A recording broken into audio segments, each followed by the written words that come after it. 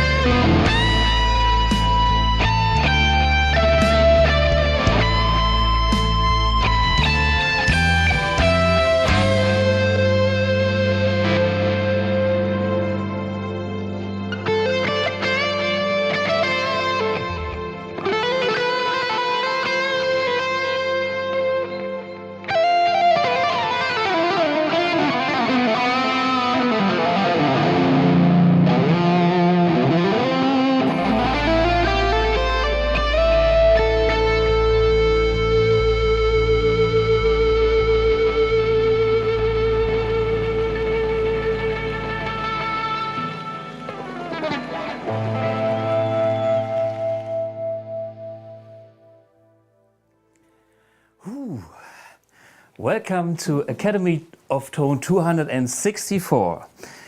Well, today I have the big pleasure, honor and task to talk about one of the most important men in the music business. Not only as the name on the guitar, also as a musician and inventor. Yeah, this week Les Paul would have been 110 years old. He had a very long and very fulfilled life with many things that he could achieve in his life, many more than maybe each of us could ever achieve. So to me, Les Paul is an outstanding personality.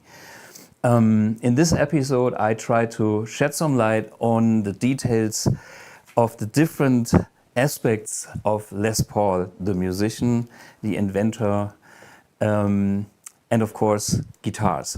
In the background, we can see there is a huge collection of great Les Pauls. They all have his name on the plate. And yeah, I wanted to do a few comparisons so you might understand what I consider to be a great Les Paul tone. For me, the guitar that I'm currently having in my hands, it's a nice, all original 1957 Les Paul. To me, a real tone monster. We all know this guitar here, and this guitar is my Les Paul. It's a 68 converted and trying to be this guy. But thanks to a special friend, he was borrowing this guitar for this episode tonight. So I can really show you what I like about the tone of that guitar. Maybe I get some of that out because, yeah, it's so exciting to me. Everybody knows I'm a Strat guy, okay? And I love Strats mainly because they are super versatile, they have a great tone, they feel great on stage. But honestly, sometimes when I listen to a Les Paul, I feel like the sound, the tone is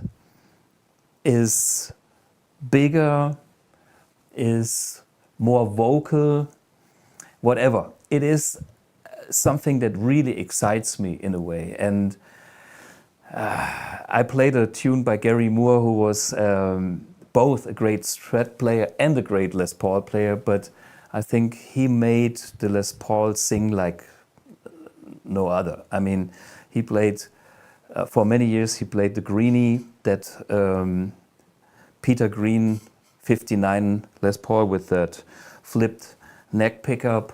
But he also, when he sold it, he played other Les Pauls, and hey, he was great. Simply, if he picks up a guitar, any guitar, Gary Moore is king, period. Nothing comes close to Gary Moore. I try to do my best, but, you know, and I have to admit, I have not played that song in a band before. So this was specially for tonight. And I was happy to meet not only the melody, but also a few pauses here and there, because there were no signs in no band to look at, and where's the one?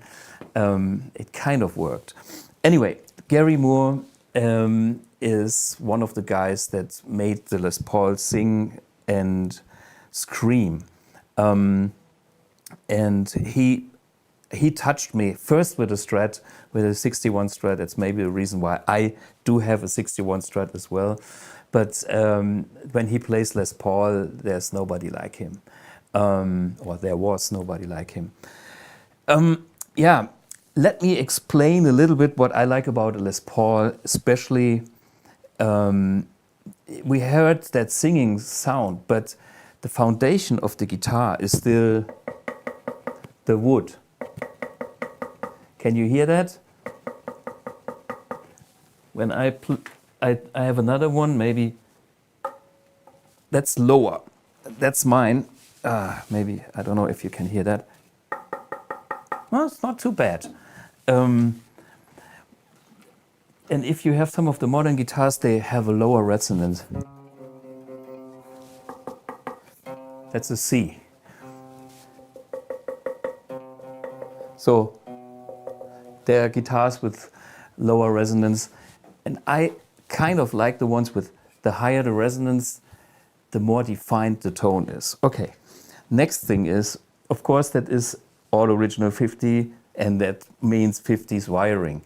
And no treble booster, no nothing, and I can roll down the volume. Let me play my vintage channel, and I have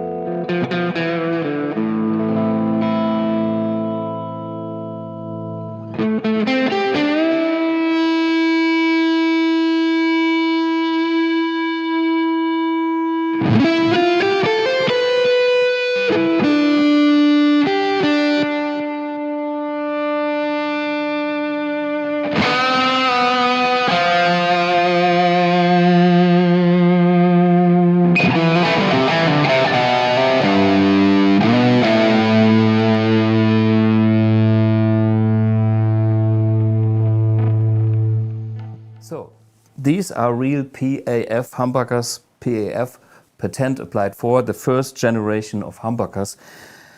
And there's a definition. Every note has a very clear definition. It's just like a great piano, just like a great instrument with a very defined note. There's no muddiness, there is no oomph, there is no nothing. And still, there is some aggression, but it's never hurting me.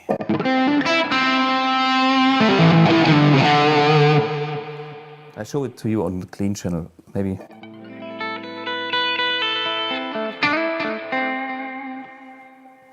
Maybe you expect a way warmer sound from a Les Paul, but me personally, I love the Les Pauls that have the warmth where it should be and the bite where it must be.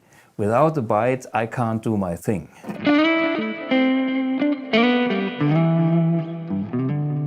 You know, this is all the way up on 10, and also the tone pots on 10. And so with 50s wiring, when I reduce the tone a touch, it's getting even sparklier. I get the funky sound. And here, guys, I'm on the neck pickup. All the way up. A little bit back. Is where you get even like almost a Telecaster-ish transparent sound, talking about a neck pickup. And then, of course, it gets warmer and jazzier.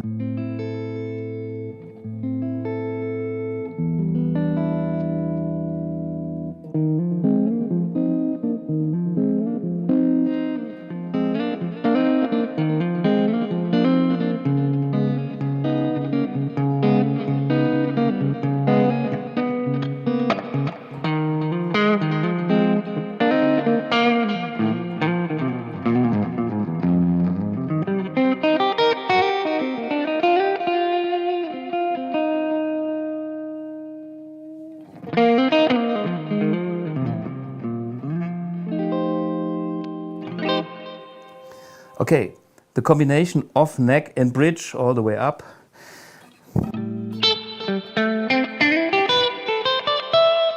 I'm talking bite, and it's there. This is not a Telecaster, this is a Les Paul. With humbuckers. When you listen to Les Paul, the man himself playing his Les Paul and his tunes, you know that he liked very probably thin sounds compared to what most people understand by humbucker sounds. He was playing humbuckers, but he always talked about low impedance pickups, which is a sign for he is into the nice and silvery high end. The silver shine here.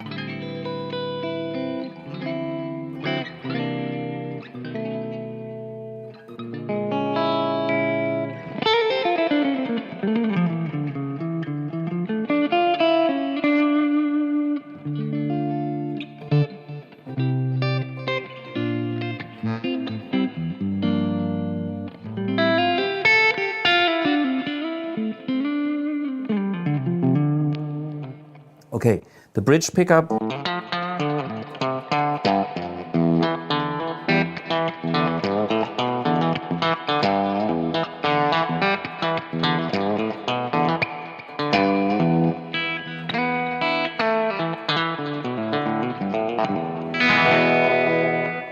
So that's the skinny sound with a skinny M setting. Currently I'm in the clean channel with volume on 5 and the boost on.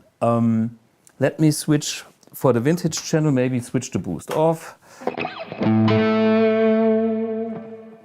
Personally, 5 is a good setting for Les Paul. For the Gary Moore, I needed a gain. This is why I was on 10. But, you know, Hamburger setting 5 in the middle is always good. So let's see what we get here.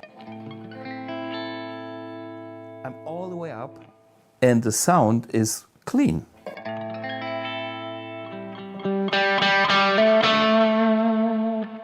Only the amount of pressure I put onto the strings will overdrive it. Same with the neck pickup.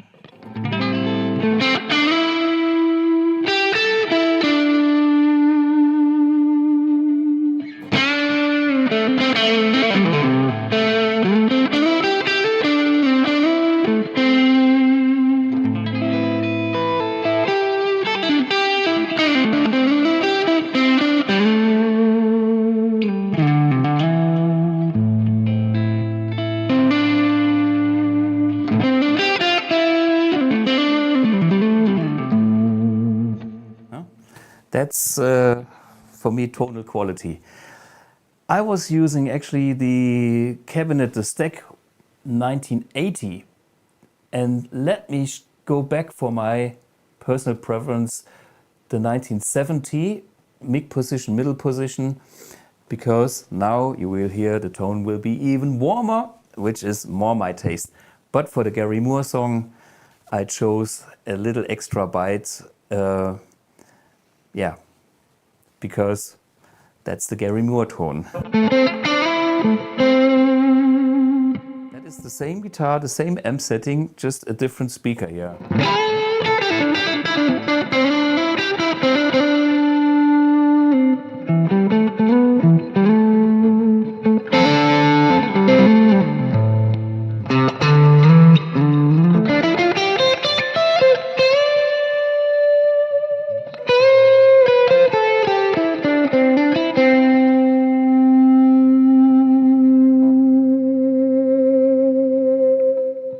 Now I turned the gain on 10 and now I turn down the volume on the guitar. And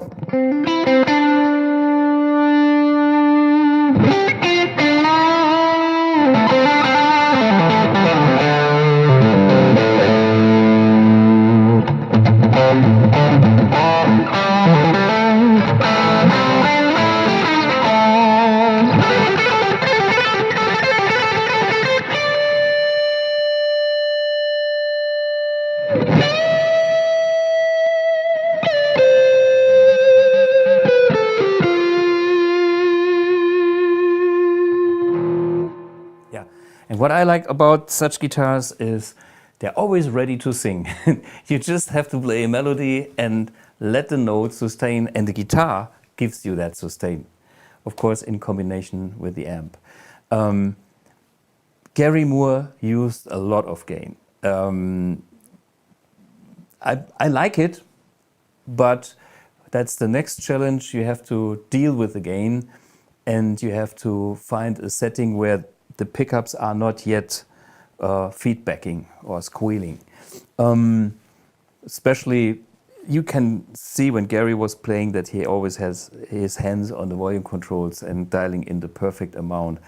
And mind that I had to sustain in this room, not even using a guitar speaker. I'm just going through my studio monitors, which are that small. I think 4-inch drivers, that's all. So no stage volume, and yeah, but hey, it works. Okie doke. So this is what I like about this guitar, and just to give you a little comparison with the guitar that tries to be this one, but isn't, my Les Paul. I can do all the stuff that I can do with the other one, but you can tell something is okay.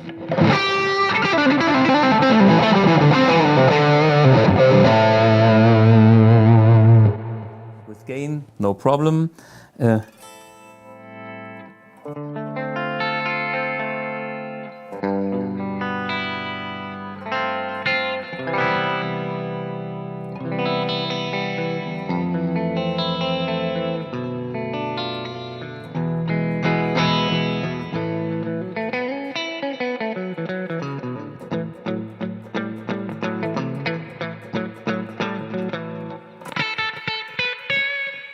I'm going back for the other cabinet, so we are not cheating. Aggressive cabinet.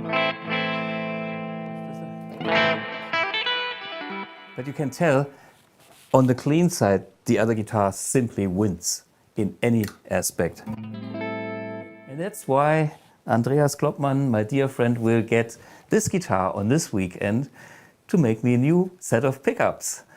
Because I know there is some potential in the pickups. The guitar is not as good as this one, but these pickups are lacking something that I'm sure when I challenge him the right way, I will have one day. And then of course there will be the wood, which is never be possible to compensate. And this is my opinion, Mr. Professor from Regensburg.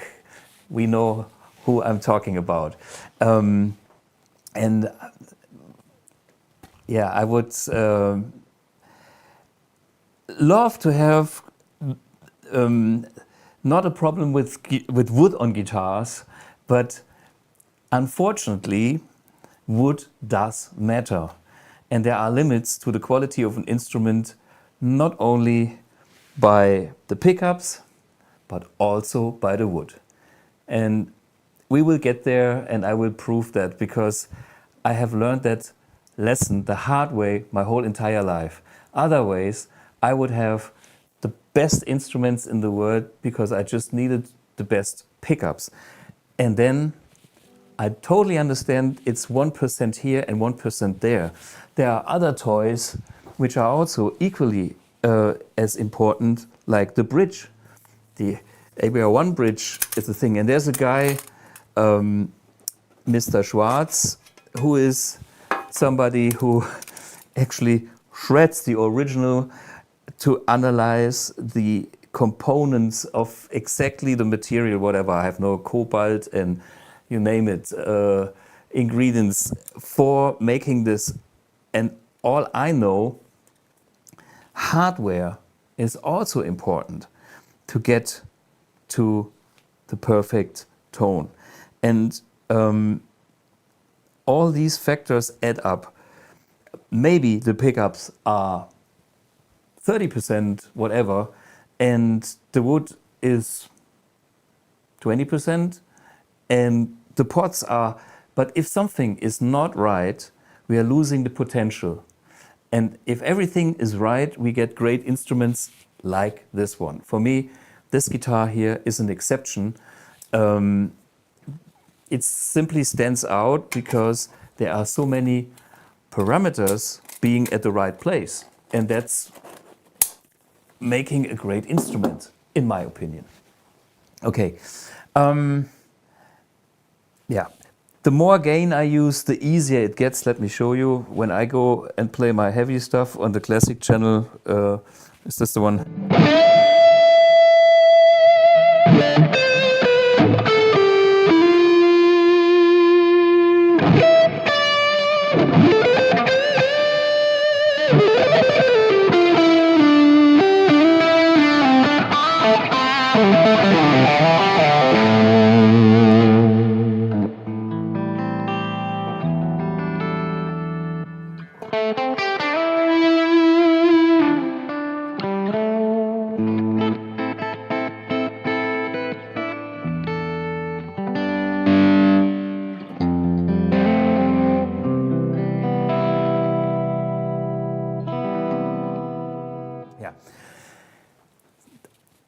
I don't know if it's a passion, if it's a hobby, if it's a disease, but my life is all about comparing instruments and finding great aspects in tone. That's why my company called itself Tone Innovation.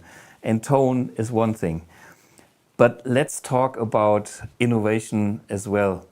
There's a nice clip of Les Paul. Let's go back to Les Paul, the personality that changed so many things. Let's watch that clip because it's funny. Budweiser.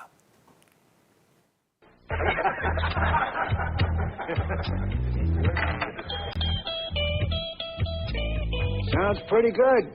Can I see the guitar? You play? I've been known to.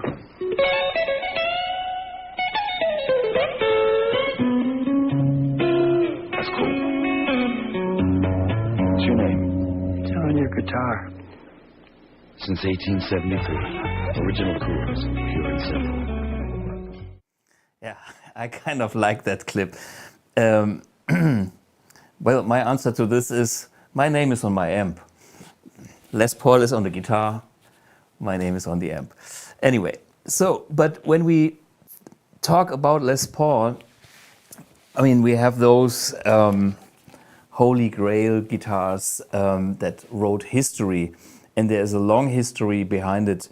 You know, first of all, it's a solid body guitar, and Les Paul kind of was one of the guys that invented the solid body guitar. I mean, he had a story. We will go into this very soon.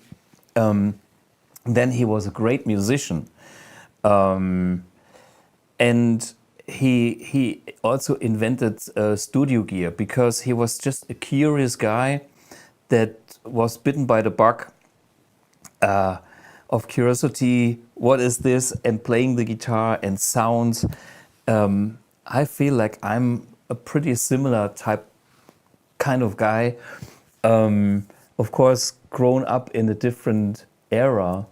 When Les Paul, who was born in 1915, okay, think about that, 110 years ago, when he was a young kid starting the guitar, there was no overdrive, there was nothing around. So he started in a totally different time with things that surrounded him and that were showing him limits.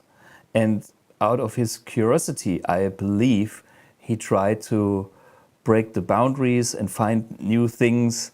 And yeah, when we look at the stuff that he invented, it was obvious thing coming from the musician side, because he was playing a hollow body guitar, like, I mean, a jazz guitar similar to this one, you know, ES35 or even the bigger ones, and he was facing the problem of the feedback of, you know, the top was moving up and down, and then when he was playing in bands, he was not loud enough, then he had to amplify the guitar, and it was simply feedback and didn't work. And he came up with the idea of maybe it's better to have a top that is not vibrating, which is kind of stiff. And he came up with the idea of, yeah, why not making a solid body guitar, something that is not hollow. Then the strings are moving and the body is kind of stable and gives you more sustain. And I think he was right. There's a little clip about his first incarnation, which is kind of funny. I think it was a railway track or something. Check this clip. This block of wood? This block of wood Is the proudest thing. That is the key to the whole thing. He called it the log, the key to the whole thing, as he said, because it was his first attempt at a new type of guitar, the solid body electric. You've got to pick From a up telephone. from a telephone. That's it. a door hinge, a string, and a block of wood. That's it. There it is. It's This so is like simple. the printing press or the Model T. It's the beginning. Okay, this was the first generation of the log, which was basically one string, the hardware, and a solid piece of wood. I found another clip that was showing a later incarnation of the whole thing, and that he actually really played. That's kind of interesting, and he made something that already worked but had no body, so it was kind of just the middle part of the guitar and forgot about the rest, and it looked kind of awkward. So he was simply cutting a jazz guitar in two pieces and bolt them on two sides so it looked like a guitar. This guy was practical. He is the Eddie Van Halen of the 40s. Check out the story of the log part 2. It's not on the market. This is kind of blow your mind because of the no tuning pegs up here at all and no head on this instrument here. Do the tuning down here and has the one pickup on it. It's low impedance, has a steel tail bridge on it. And it's very unusual. It's made of aluminum, and I use this with Paul Whiteman, with Judy Gall, and I used it with the Andrews Sisters at the Paramount Theater. And the reaction with this one, they said, my goodness, what has he got now? No matter what I played from the early 30s on, I was totally convinced I had to pick something close to a solid body instrument. Now, you realize that when you put your finger on the first string, that the length of the string is constantly changing. And so the placing of the pickup has to be in a position so that it is optimum or a compromise to the player, so that no matter where he's playing on the guitar, he gets the sound that he wants. Well, I put that on a hollow-bodied guitar. And when I did that, I found that I was getting an unwanted condition developed immediately, because the pickup has a string over the top. The string is doing this. It is vibrating. And not only does that string go in one direction, but it will start to change, and it is unpredictable, like a lady I know, okay? And so what happens with conditions like this is that a second unwanted condition exists, and that is that the top of the guitar is vibrating like this with the pickup in it.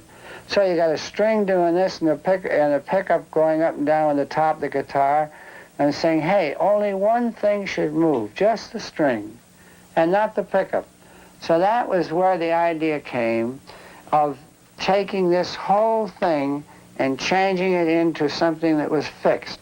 And may I show you what I came up with that sort of will go down in the history, I guess, as a first in its little world. And this is the take. First had one pickup on it. And what we did, instead of taking a railroad tie, which people would laugh at, I thought I would do it with a 4x4 because no one would notice it. Well, I started with a 4x4, and I thought everybody'd fall over, so I put sides on it. And I have another side here. And this is what the sides look like.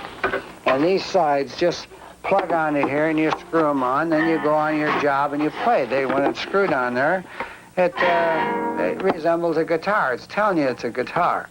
But one thing, that the pickup is not moving. The top of the guitar is not moving. And so we call this the log. And because of the log, the solid body came about. I went to the Gibson people, and it took me about 7-8 years to finally convince them that this is the way to go. And about 1951, the president came to me and he says, you know, I got orders from the chairman of the board to sign you up. He says, find the guy with the broomstick with the pickup on it and sign him up. And I said, okay. And we signed. He says, with one stipulation, and that is we won't use the name Gibson. And what do you suggest? And I said, why don't you call the Les Paul guitar? Yeah, so that's the way how you end up on your headstock. If the manufacturer wants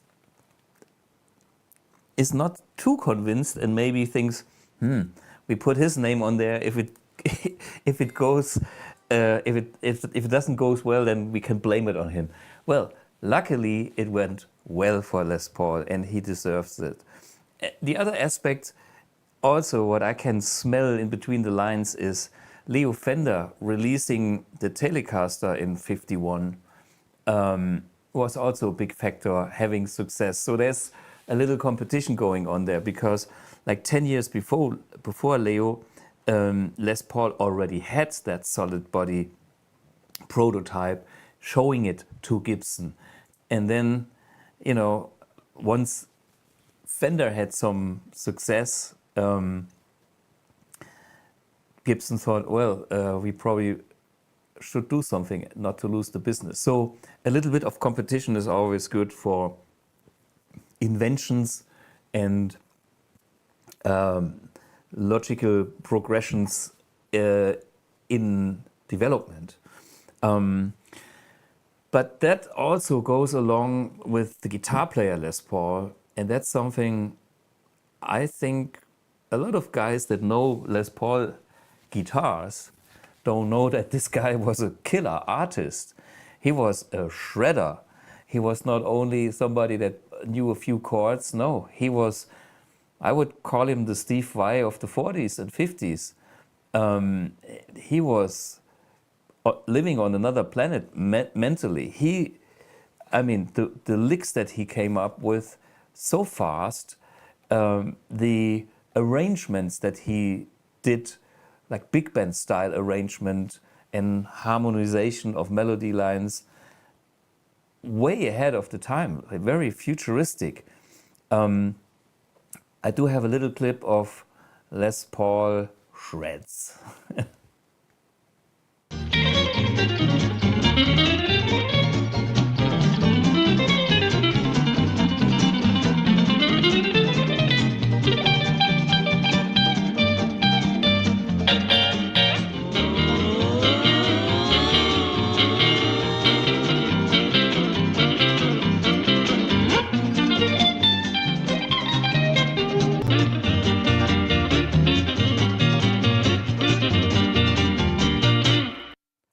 Yeah, okay, this guy could play. And he was actually not only great in the studio, but he was also a great live performer. I do have a little clip that shows that with the drummer. Check it out.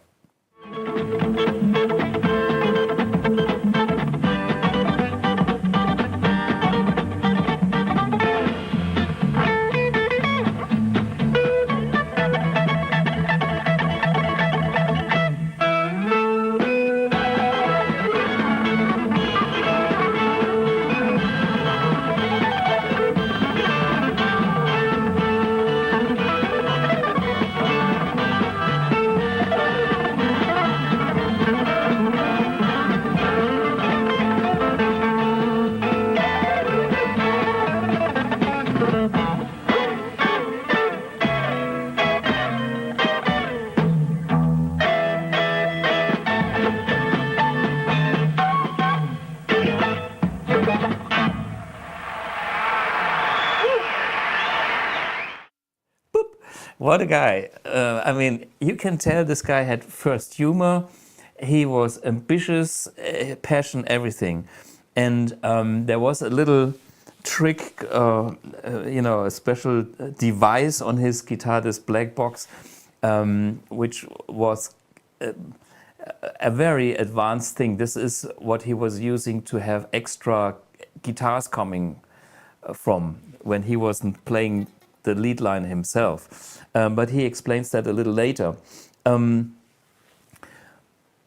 For me, the joy and fun that you can see in that clip is something that I believe is when you think back of your life, and this was an interview that he has done when he was a bit older.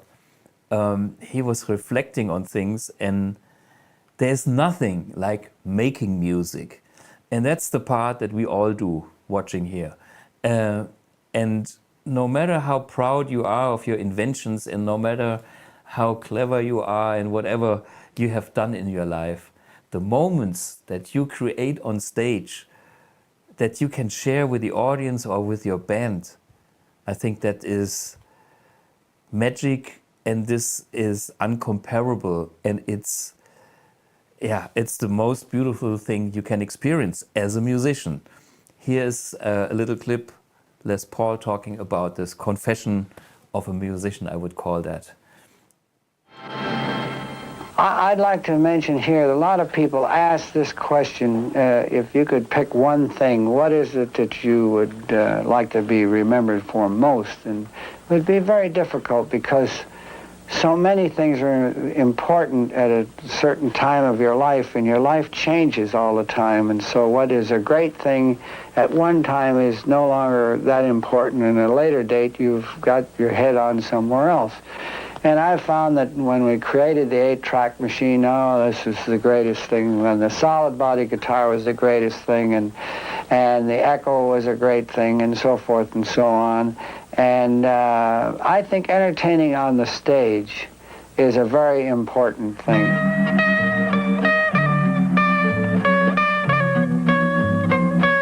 Let's just love her, the first hit.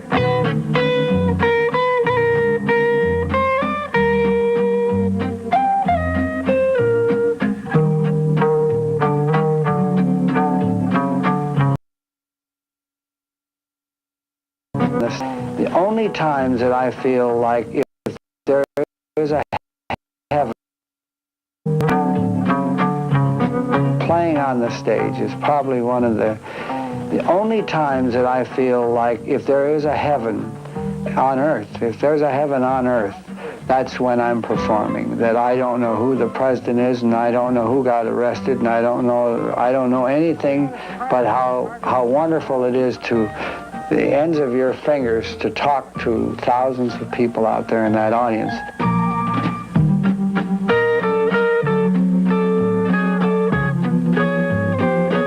Better watch it now. Turn your camera down. Yep. You hear a lot of harmonies in his music, and that's part of the big band sound that was hip in the 40s and 30s, 40s when he was a young man. So that was kind of his thing, and of course all clean, no overdrive yet.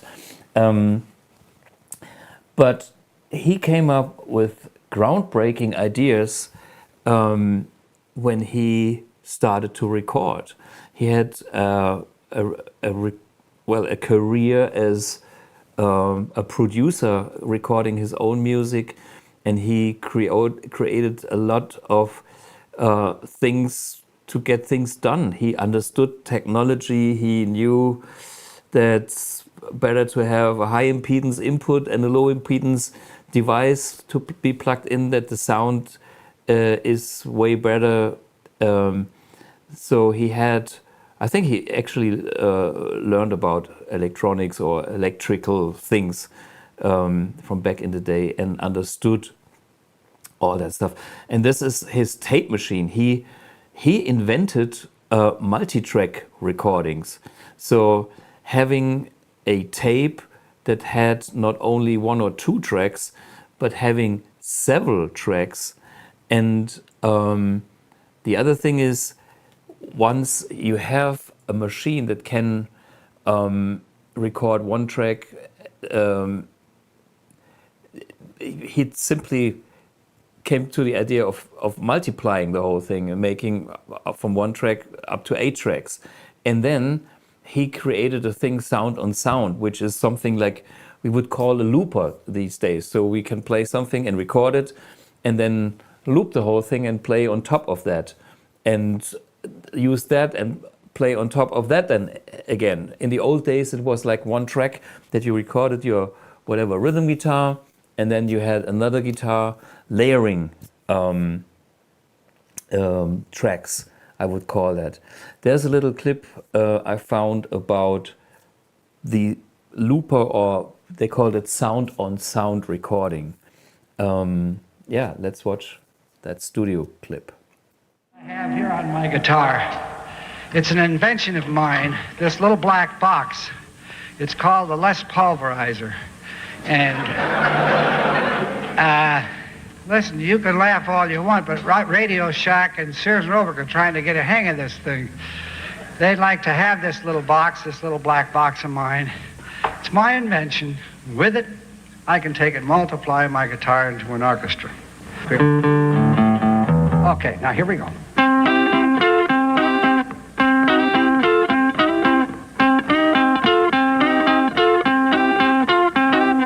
Now that's one guitar. Regular, simple, dumb little riff with one guitar. I'll play that back for you.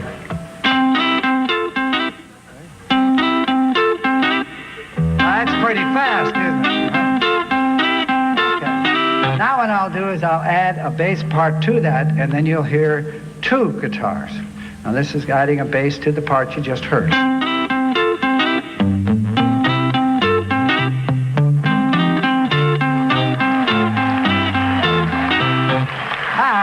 That's nothing. Wait till we get going.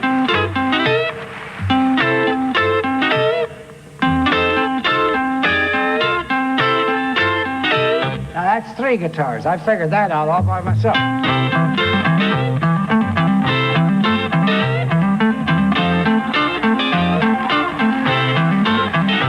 All right, now I'll try another one. Put the drummer out of business.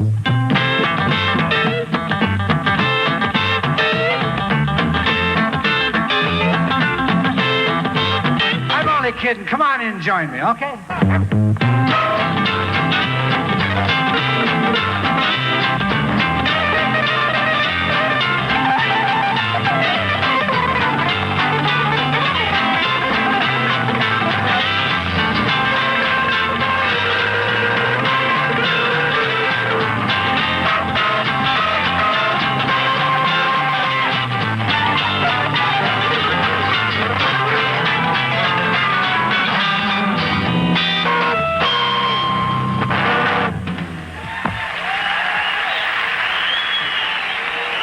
In electronics, I didn't have any formal background at all. I just went to the library. I studied electricity in school, but I surrounded myself with the talent in Milwaukee. If an engineer was running the equipment, I went to the transmitter to find out what a transmitter was and how to build one, and all what an equalizer was, what a filter was, etc., what impedance was, and like my drummer calls it, impedance.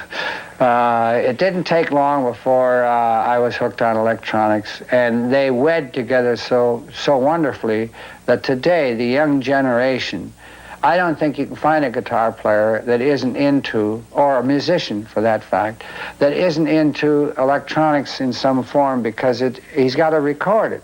To record it, he's got to know what a microphone is, whether it's high or low impedance. He's got to know what he's doing. With synthesizers and all the funny boxes that are hooked in between the guitar and the amplifier, a fellow has to be somewhat knowledgeable in the electronic industry. Hey, so that guy had fun with his own designed looper, but he also invented the multitrack recording and made a sound from the future back in the days. I mean, there's a little clip, and then we go and talk more about the guitars. But first, that this guy has also a lot of knowledge about the reality in the studio. Check it out.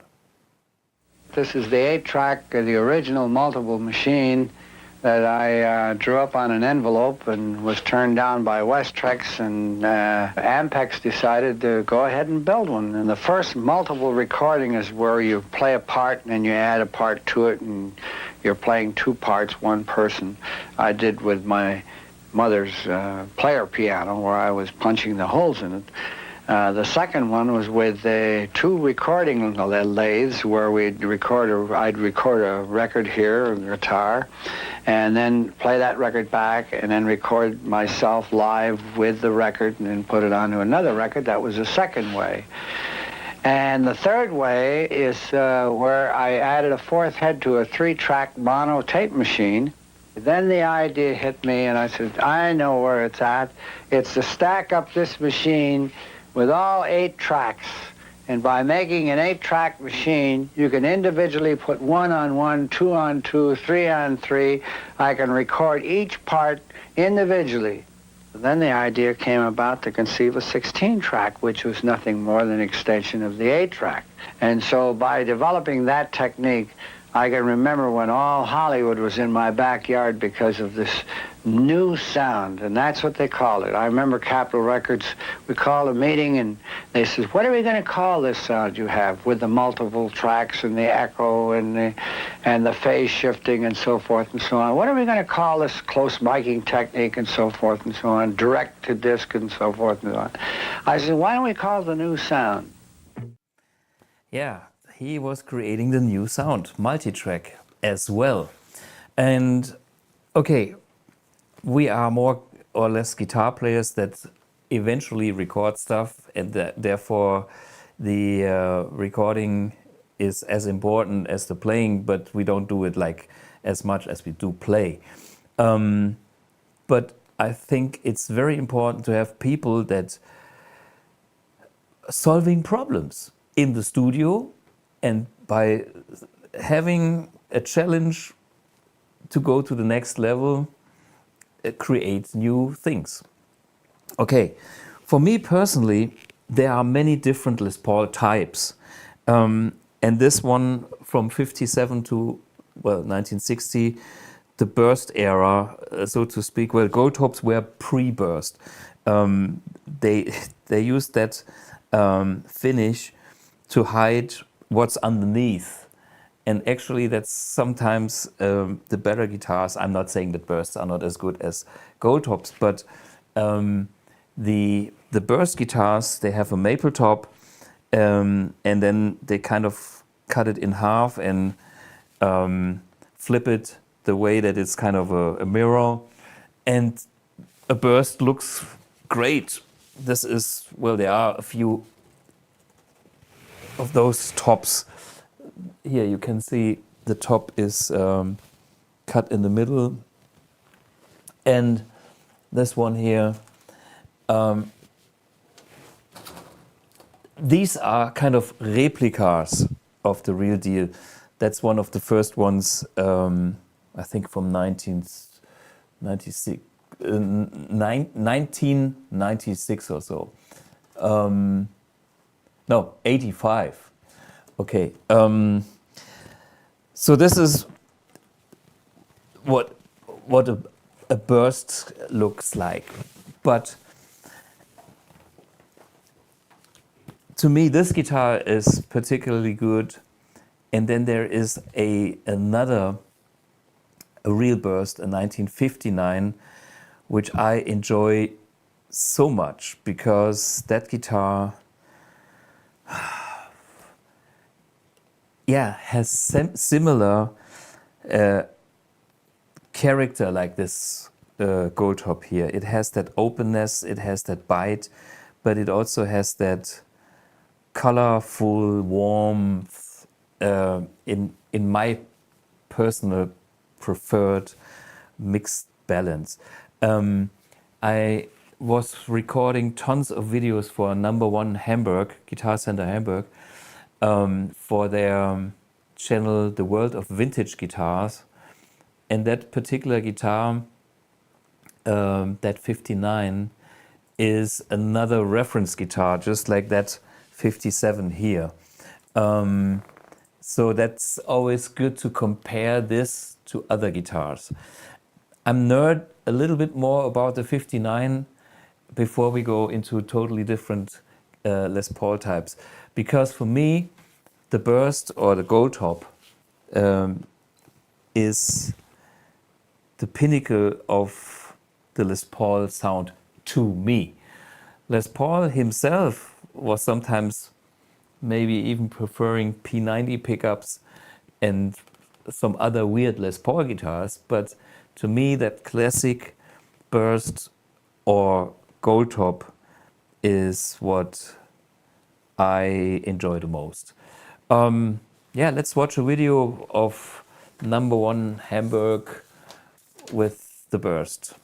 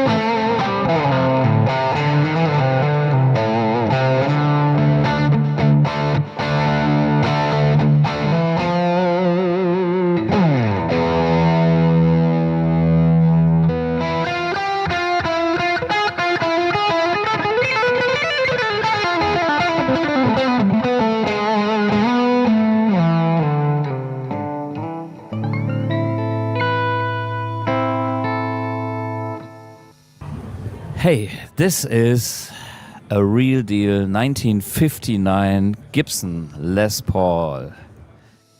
Yeah, we have all these very colorful tones only by using the volume control on such a guitar.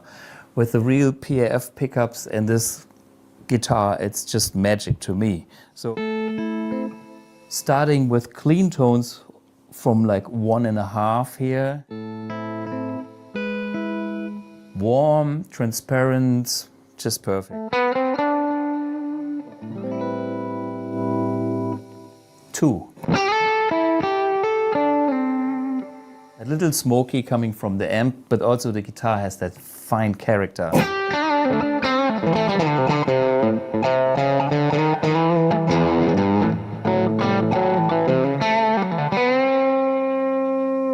3.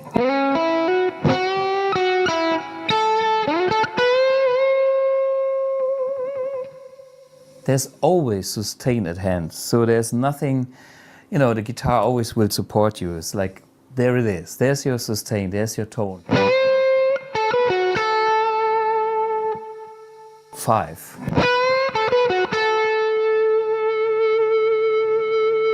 8.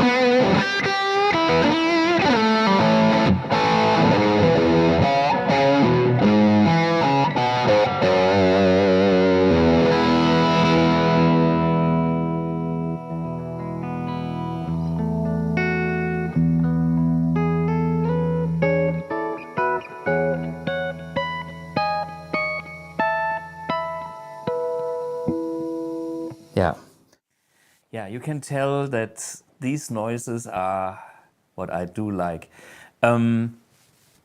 Okay, I'm the guy that does the comparisons all the time. In this clip that we just saw, I was showing you the like pickups, sounds of the individual pickups at different settings on the volume, which is a procedure that I always do, and then I see if that whole thing reacts like it should. On that Reeperbahn festival, I had done another comparison that was between 1955 all gold, which was also a great guitar, but 55 means no humbucker, no PAF, versus that particular 1959.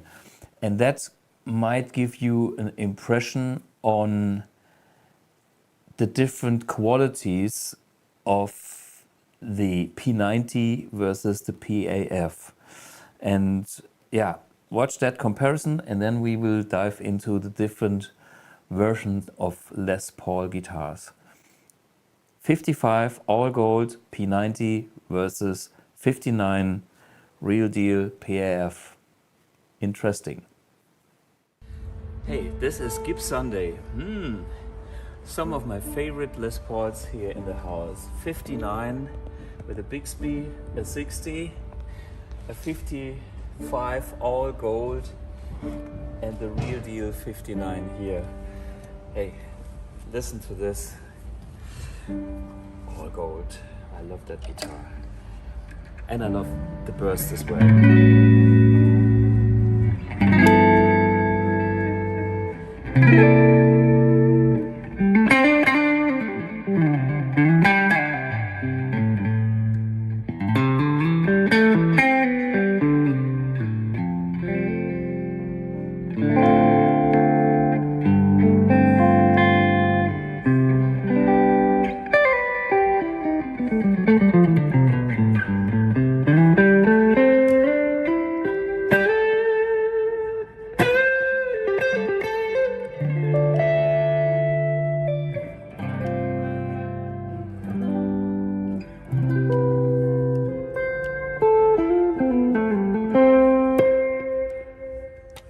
And a 59, just to compare.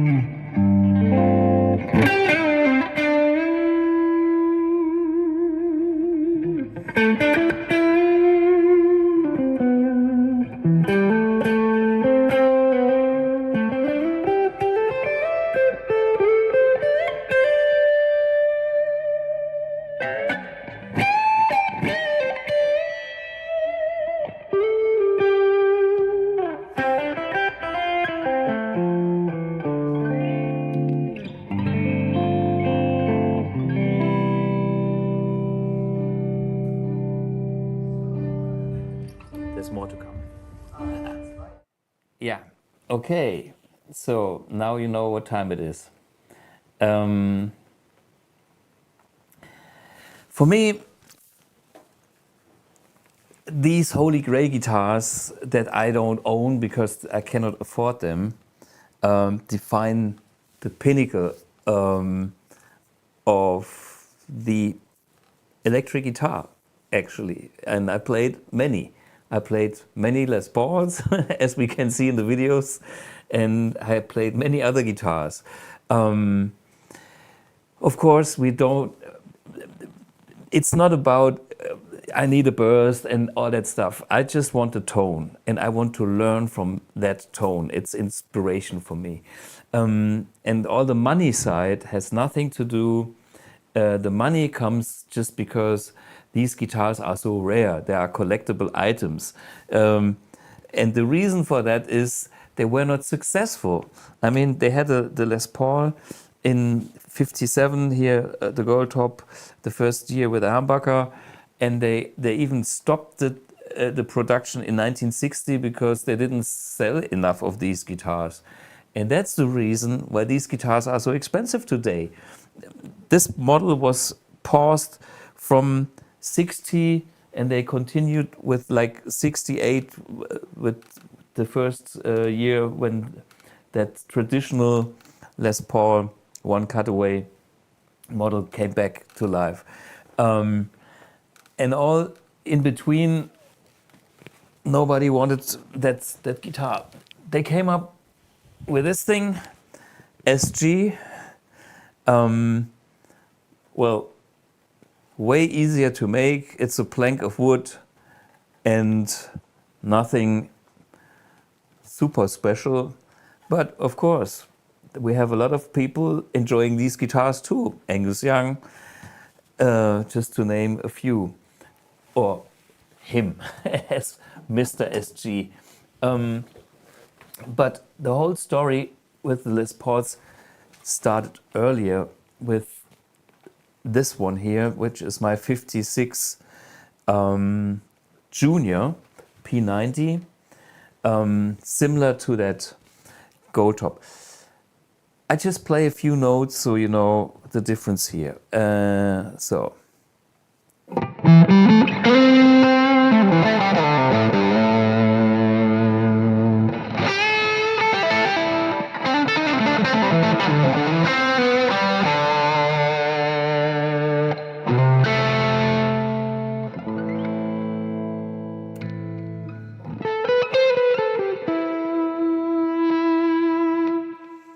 Okay, so that's the original 57.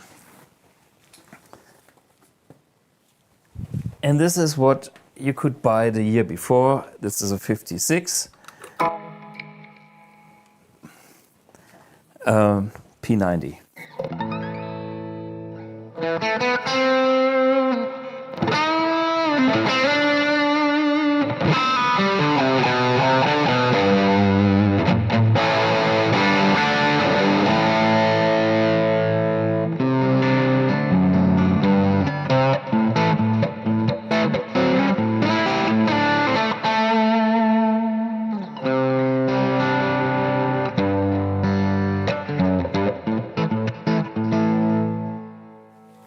So, I bought this guitar because I wanted something that is like a Telecaster on steroids. You know, it's built like a Tele, one plank of wood.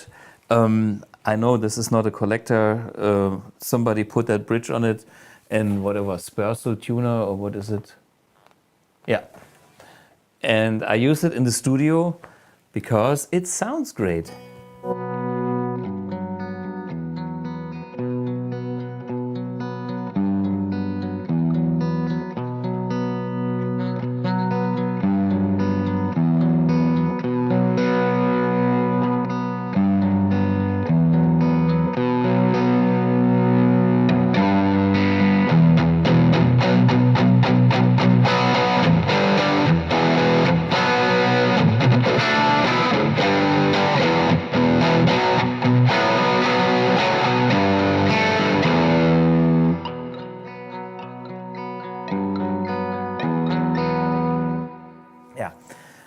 P90s, single coil, there's nothing wrong with that too. So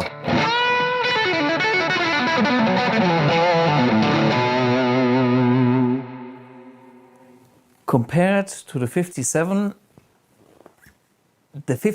has that, I don't know, it's a sunny Sunday feeling. It's richer, it's bloomier, it's fruitier.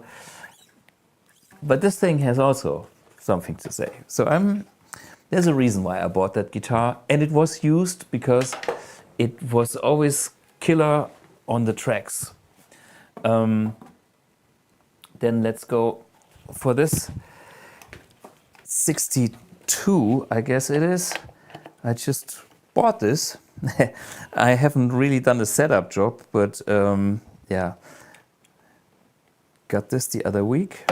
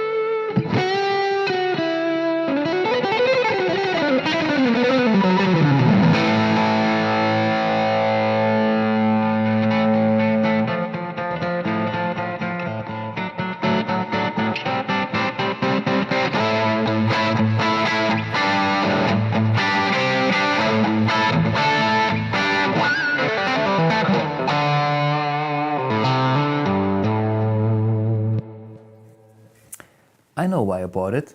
It sounds killer. This is my first HG ever, and I don't regret it. Okay, out of my collection, we have that deluxe, which you have seen many times, especially when I play a little metal, because I have this on E-flat tuning. But hey, just compare the sound. D. This is tuned even lower.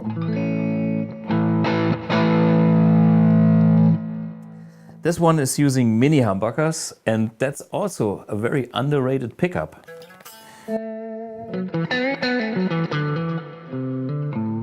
I like that pickup for the clarity. So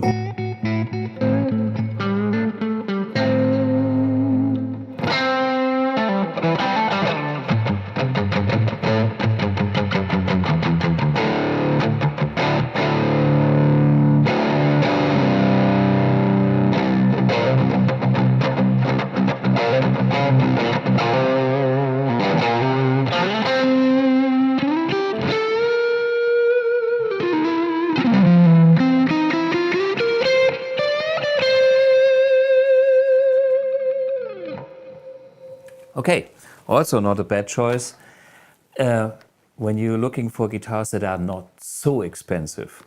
And this is still vintage, early 70s. If somebody knows it, serial number 187918. Is this? It's not 79, it's probably 71. I'm not the expert. If you know, guys, put it in the comments. In the comments I just could read that the mini humbuckers have exactly the same size as P90s. And the reason for that is Gibson was lazy. When they reintroduced the deluxe, the mini humbucker Les Paul, they had body with the routing of the P90s, and they simply wanted a humbucker. And then they came up with the idea, let's make a humbucker that is as small as a P90. And this was the solution. Anyway, not bad. This is another great guitar.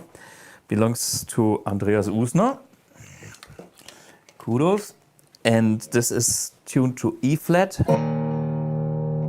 It's 1978, he told me. Let me see before I talk bullshit. Yeah. And this, actually, I had one of those myself. I sold it because at some time I needed the money for something else.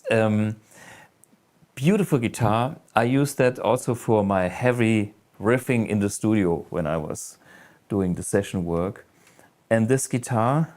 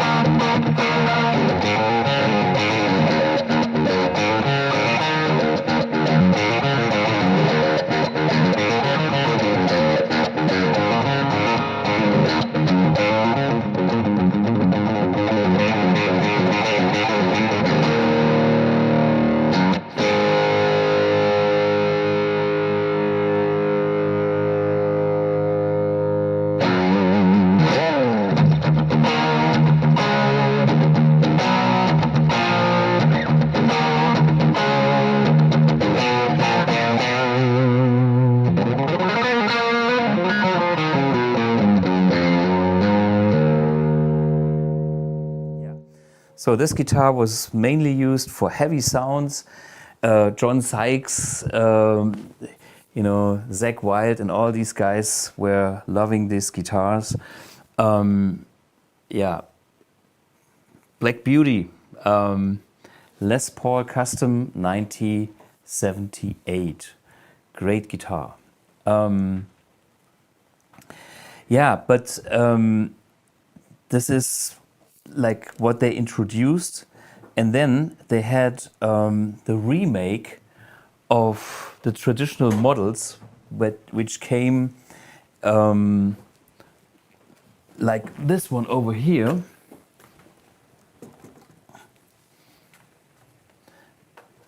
Again, one from Andreas Usner's collection. He bought it at Captain in Fürstenfeldbruck, Captain's Music Lounge, and the Captain bought it from Guitar Point in Maintal. And this was kind of the first attempts of getting the guitars, the bursts back. This is not aged, but this is like, you know, people wanted to have bursts again. And so in 1985, they tried their first reissues. And these guitars are, so to speak, made to the original specs, but I think over the years they improved. This guitar here is kind of the first attempt of Gibson going into the vintage direction, having vintage specs, but I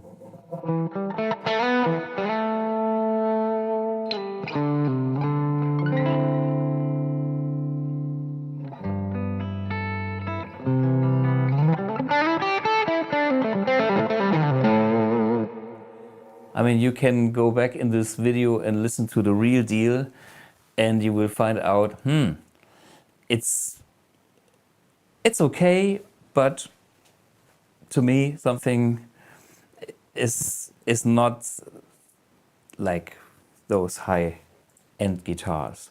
For me, the thing is, even this guitar now is, what year is it?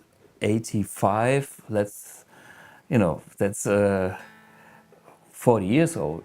And I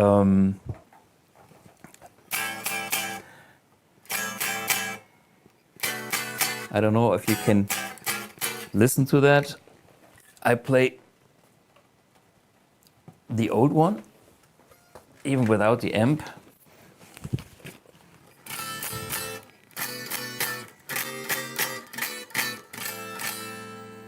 It's a different, well, yeah, it's a different tone. This instrument is loud and proud and everything, but this has more delicacy.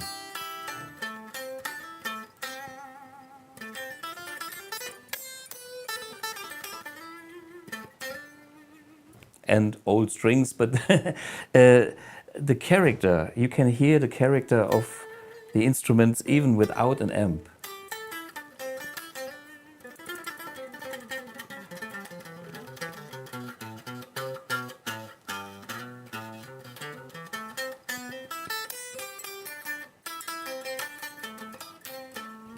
Yeah. Okay. Next in line.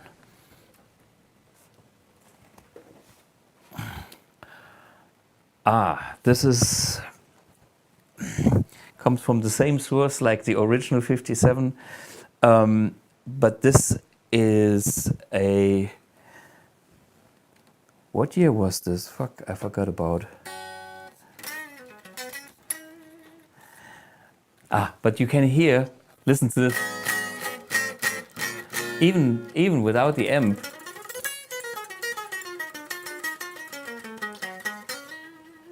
There's no elegance in the tone.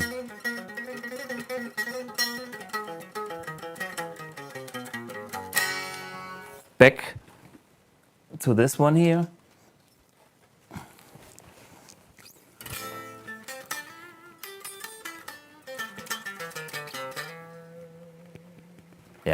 for me, humming.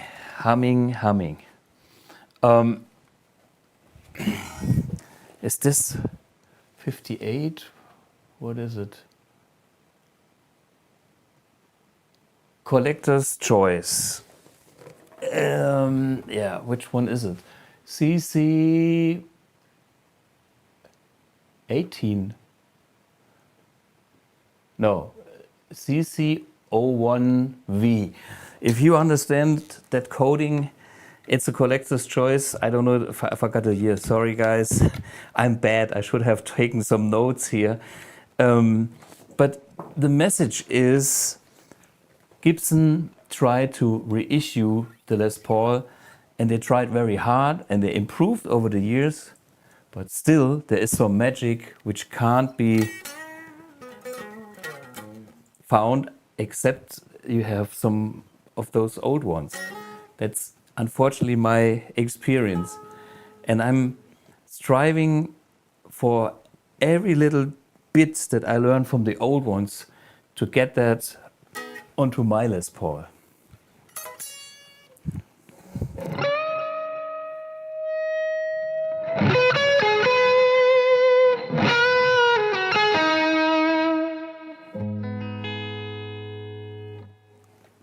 Okay, and finally, there is some very old wood in the house. Les Paul Custom 54, which is the year where there were no humbuckers. That's a P90 and some Alnico pickup here. And, oh, I think I need a tuner. This guitar hasn't been tuned since 1954, maybe. No, I'm joking. Okay. Yep. Somewhere in the woods. It was flat tuning too. Drop tuning. Okay.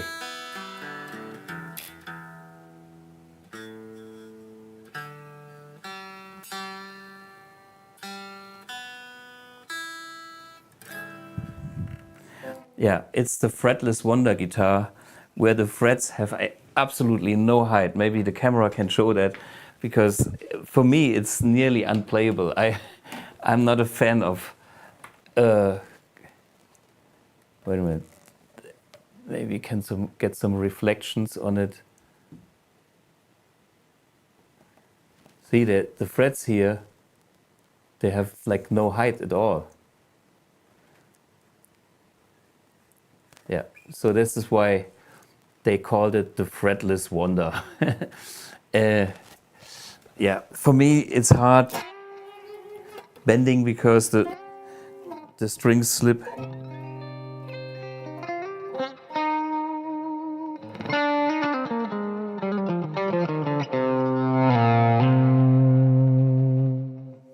Yeah, but you can even hear at this clarity and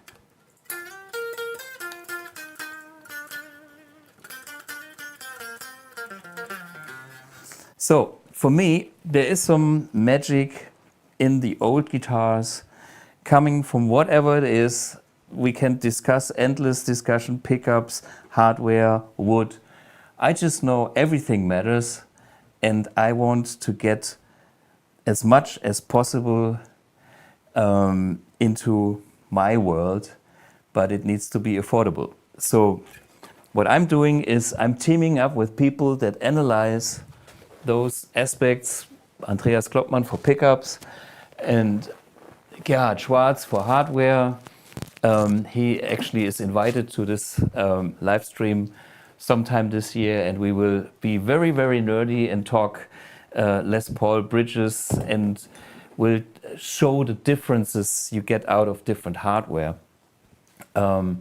So all of that is taking a lot of time, but I enjoy to tinker and max out my Gibson guitars, because I don't have the budget to buy a real one. And it's not as easy as going to the shop and buying a Gibson, whatever, reissue of a 59. There are some good ones out there, but I haven't found one that is so good that I would simply buy it. And I would. So far, my fake 57 is still my weapon of choice, and it's still under construction to be perfect, or at least max out for what I can do. Yeah. So let's see for the comments here. Tone comes from amps, effects, pickups, cables, and the player, and not the wood or age. Hey, Ollie, I totally disagree, but I agree on many things you said. Tone comes from fingers, from the player. I totally do agree. And then everything in the signal path, from strings, cables, hardware, pickups, and wood. This is what I learned. And this is what, yeah, take away all the amps and what pickups and cables and just play the dry guitar.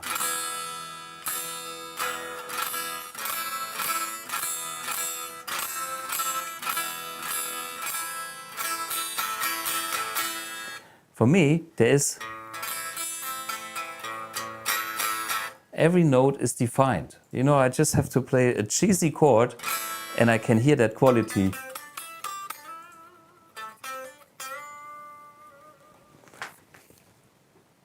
And this is not the amp. This was just strings and wood and hardware.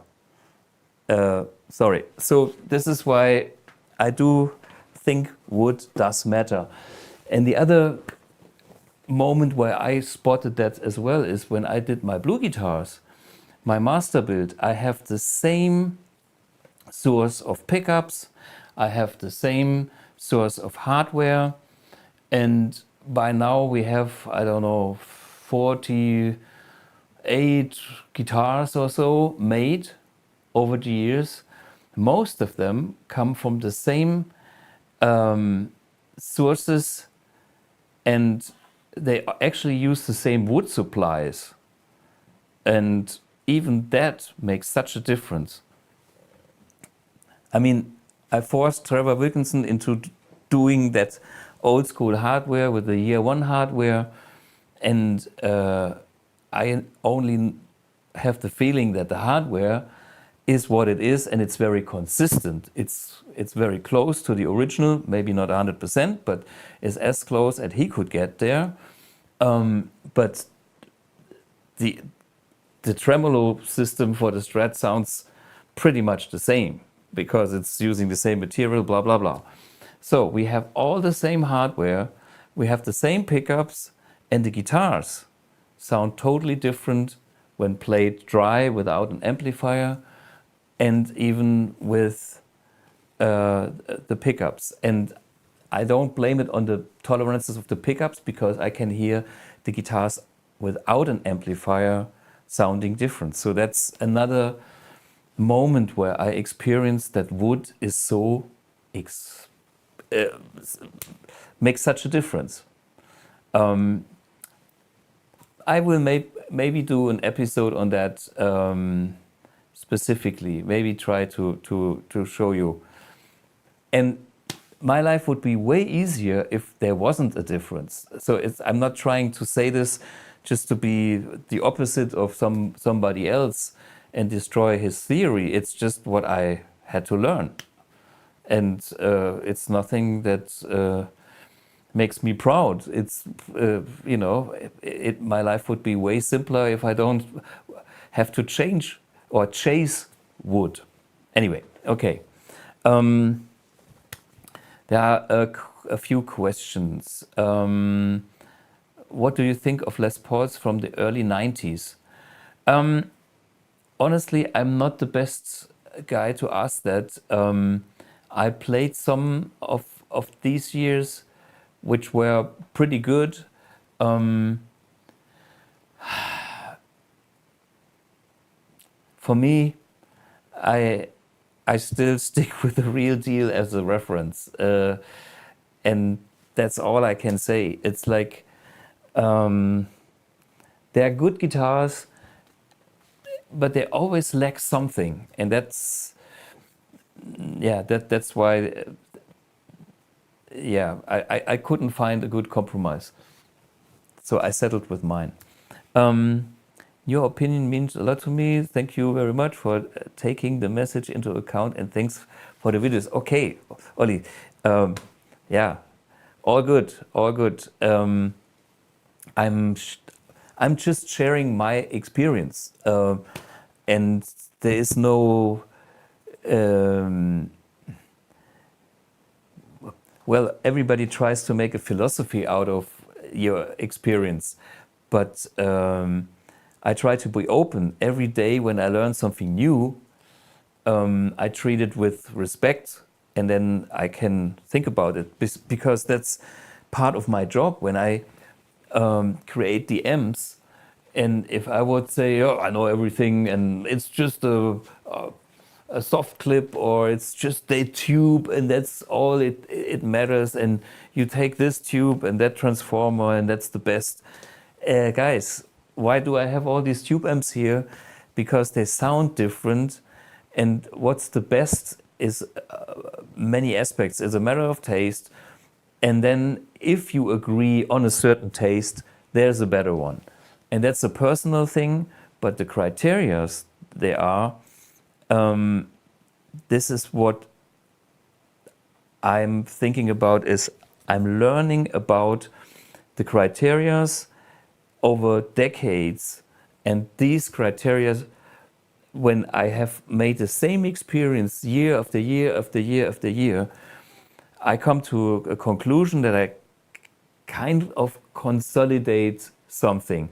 But the moment when I discover that this theory is not valid anymore because I have found something new, I'm happy about it, because that gives me the next level.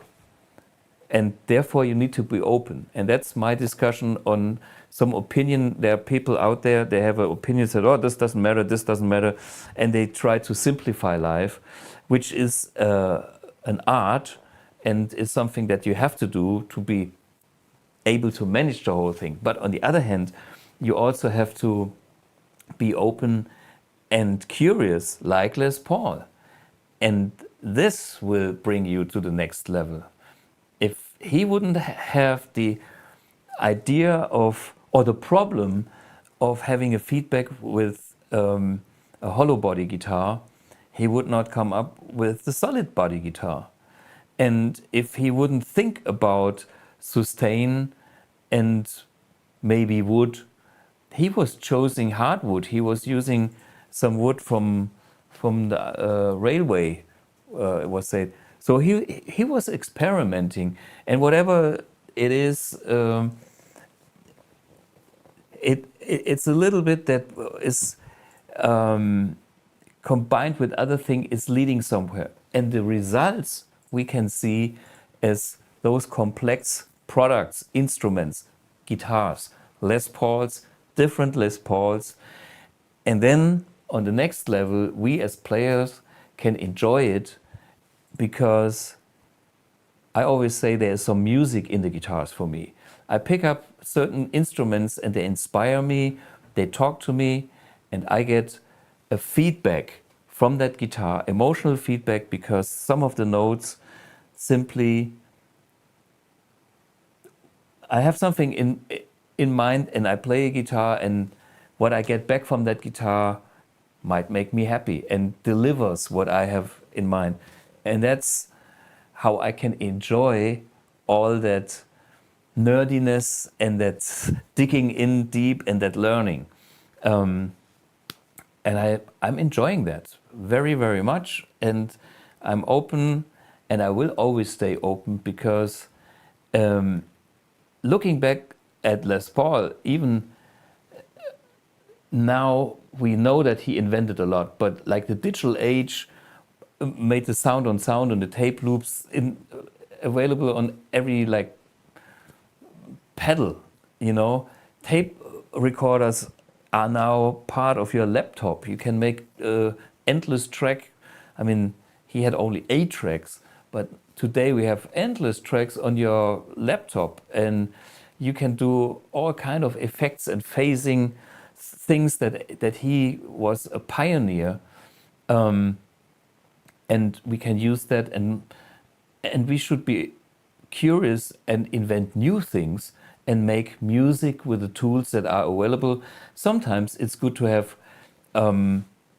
reduced amount of things, because we live in an age where we have actually too many guitars, too many amps, too many effects, and how to create your own signature sound, which shouldn't be 50 sounds, it should be one sound, your voice, and that's the challenge today. Little hint, quality, if you can judge quality over quantity, helps. Okay guys, little announcement on the weekend. I'm going to Hamburg, Germany, to Nr1 Guitar Center Hamburg, and I'll have the honor and pleasure to play with a lot of guitar friends and interesting guys from jazz to rock to blues, and we have a weird, wild set list of very different songs and genres.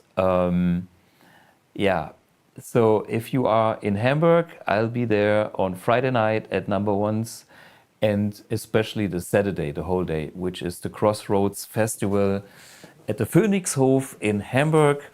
Come and see me, and you know, all my nice colleagues from other brands, Sandberg basses, and Andreas Kloppmann is there, and Nick Huber is there, and I think even Hans Thomann is coming, visiting another shop in the north. Why not? Yeah, so I'm looking forward for that weekend, and I guess I make my report about it next week with many surprises, because I don't know yet what will happen. Yeah, to sum it up, I really have to say Les Paul is a personality in the music industry who gave us not only the Les Paul guitar, he gave us so much more, and it's worth making a little research on that guy, because I enjoyed it so much when I was doing my research for this episode. I found very, very entertaining clips, and I found very many details that I was impressed. And of course, there are so many things you can discover. Les Paul playing, you know, with Jimmy Page, and you know, the guys that live on Jeff Beck, and all the guys that he inspired with the guitars, Slash, Warren Haynes, Al Di Meola, John Sykes, Peter Green, Zakk Wylde, Bonamassa, ZZ Top, Aerosmith, and even metal people like Tool, In Flames, and bands like Kiss. Any genre was using a Les Paul, and that is quite an achievement. Very impressive. So thanks Les Paul, see you next week. Cheers.